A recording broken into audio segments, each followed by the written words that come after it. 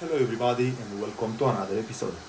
In today's episode I'm going to show you how to properly fix and maintain most of the leaks which you may have on your 3.0 TDI engine. Today I am working on this Audi A6 C7 from the year 2011, and on this vehicle I have the engine 3.0 TDI with 150 kilowatts.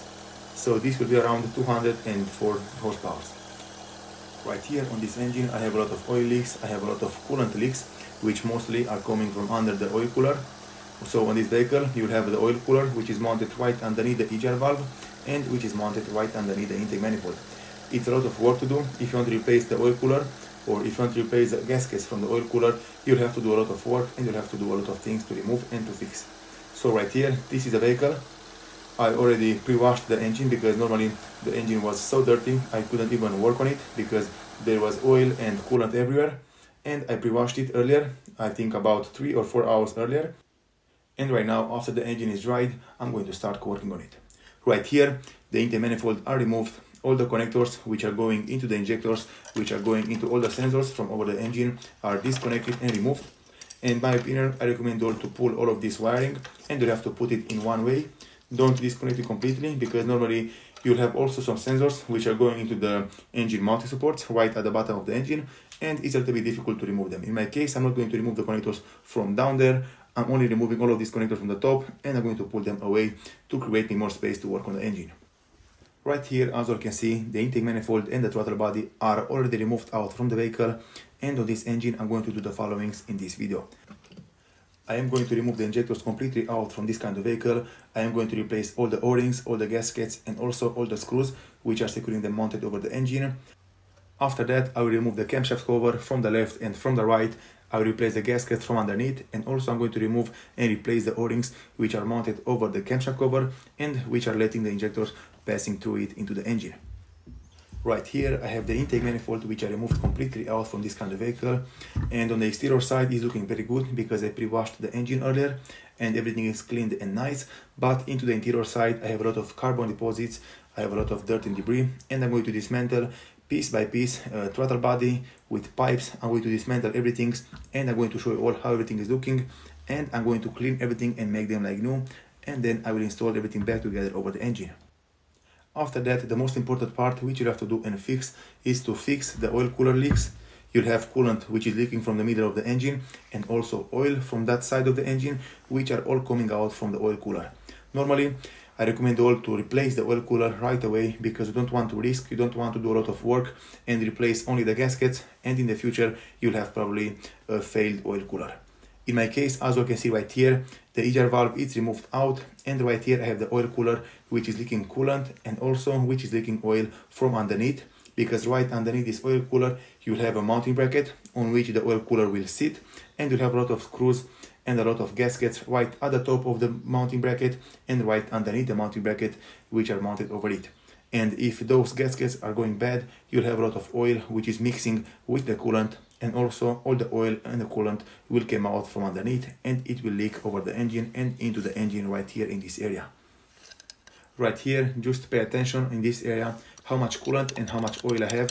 Right here, mix it up, and because of that I have a lot of leaks over the engine, in the front side of the engine and also in the back. So today I'm going to fix all of this. I'm going to replace all the parts, I'm going to replace all the gaskets, and I'm going to make this car look and work like a new one. This one from right here is the EGR valve from this kind of vehicle. It's not very difficult to remove it. The only difficult part is to get access to it and to reach it. Normally you are not able to remove it unless you remove all of these parts which I just showed you earlier, and only after that you'll have access to the EGR valve and to the EGR cooler from that open space.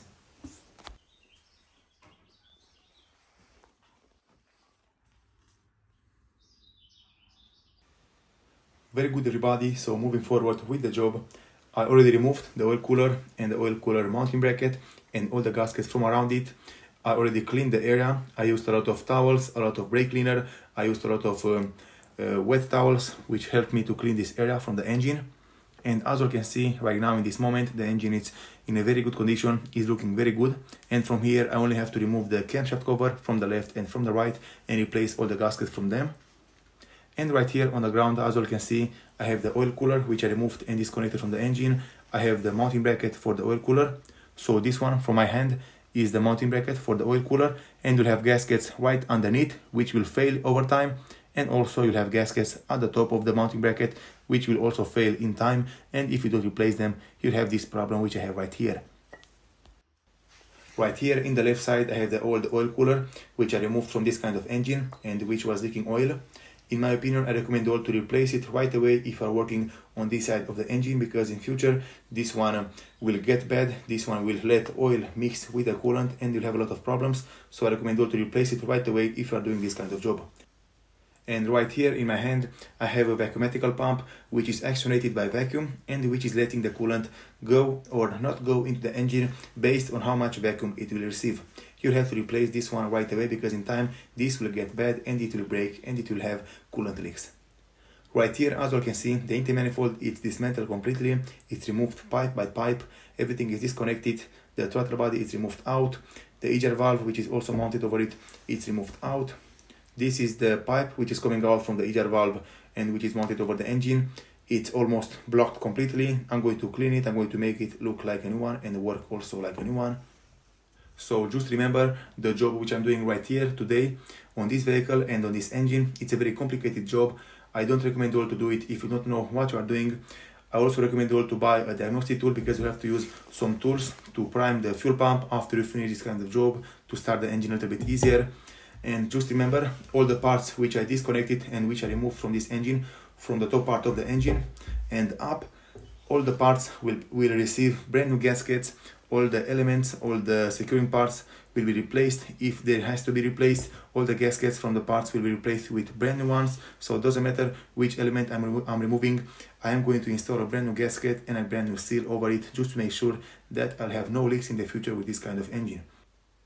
And right here on the floor, as you can see, I have all the brand new parts, all the gasket which I am going to replace on this kind of engine, all the screws, and this little pipe will go right here over the oil cooler and over the engine, and from factory it will came with a brand new gasket over it and underneath.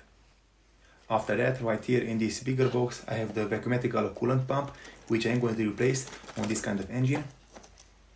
This one will also came with a brand new gasket at the top and also at the bottom, so you don't have to worry about installing brand new gaskets over it. This is how it's looking, and my recommendation, like I told you earlier, is to replace those two parts very fast and right away if you are working on this kind of engine in this area, because if you don't replace them, probably sooner or later you'll have them break by the heat and by the coolant leaks, and you'll have to work on the engine again in this area. Moving forward with the job, right here I already removed the camshaft cover from the left and from the right. Everything is cleaned and I'm going to replace the o-rings right away from the camshaft cover. And as you can see, in my opinion, the engine is looking very good. I checked the camshaft from the engine. They are not worn out, they are looking very good. Only the timing chain, it's a little bit stretched out, it's a little bit worn out, and it has to be replaced in the future. As you can see, I have some play right here, but this is not a very huge play, because for example in the cold mornings the chain is not sounding very bad, the chain is not making a weird sound or something like that, is not rattling, so this is very good so far. But in the future probably I'm going to do the timing chain on this kind of engine. I'm going to drop the engine, drop the gearbox, and I'm going to replace it with a brand new one and with all the parts brand new. So on this engine, as you can see, everything is cleaned, everything is ready to be installed back over the engine. For example, the gaskets from the camshaft has already been replaced by me. I installed brand new gaskets right here at the top part, for example, where the injector will pass through the camshaft cover. Everything is brand new, everything is replaced. And also the gasket from underneath the camshaft cover from the left and from the right will be replaced right away. And then all the parts will be cleaned and will be installed back over the engine. To remove this camshaft cover from the right side, you have to remove this metal bracket from the right side of the engine, and you have to push the compressor pipes, the AC pipes, you have to push them a little bit back to create a space to remove it. Right here on the floor, I have all the injectors which are removed and disconnected from the engine. All the injectors have been cleaned, all the o-rings, all the gaskets have been replaced from the injectors. They are all in a very good condition. They are all cleaned and working perfectly. Also, I recommend all to replace the screws which are securing the metal clamp from the injectors over the engine, because if you don't replace the screw or the bolt, probably this one will break if you tighten it again, because they are only one-time use. And I recommend all to replace them with brand new ones to get rid of any problems which you may have in the future. Right here on the ground, I have all the gaskets which I removed from most of the parts.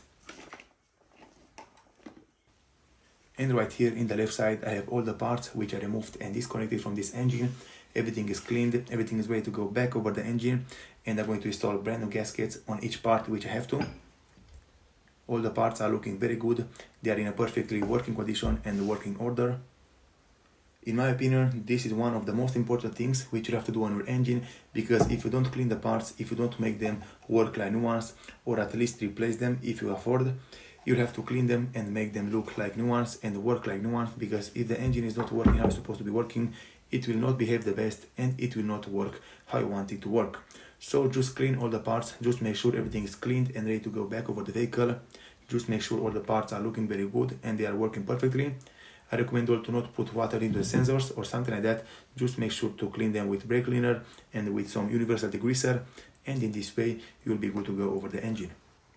And right here on the floor I have all the parts which I'm going to replace and install back over the engine. I want to apologize everybody, because in most of the videos I'm speaking too fast, but I have a lot of things to say and probably there is no time for me to say it. But just make sure to install them correctly. Just take your time. I recommend all to get some information from the internet if you don't know how to do it. Right here, for example, this is a very important part on which the oil cooler will sit, and you have to make sure that you install all the gaskets, all the O-rings correctly over this part, because if you don't install them correctly, you'll have leaks in the future. And after you finish installing all the parts back over the engine, and after you start the engine, if this part is leaking again, you'll have to remove all the parts again and do the suction thing again and again until you do it right. So just take your time while you're doing this and make sure the job is done properly. From this moment, I am going to start installing all the parts back over the engine. I'm going to replace all the necessary parts and I'm going to install them back and make them work like new. And then I'm going to come back and show you all how everything is working and looking after that.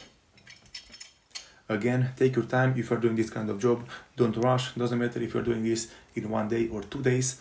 Just take your time, do it right, get some information from the internet and do it how it's supposed to be done. Right here, I just finished installing back the oil cooler over the engine. I installed back all the injectors, the camshaft cover from the left and from the right. Everything is tighted to spec. You'll have to tie the oil cooler housing to around 10 Newton meters, and you'll have to tie the injectors clamp to 9 Newton meters and 19 degrees. I'm going to put all the specs right here on the screen. Right now, I will install the other parts and I'm going to come back to show you all how everything is working.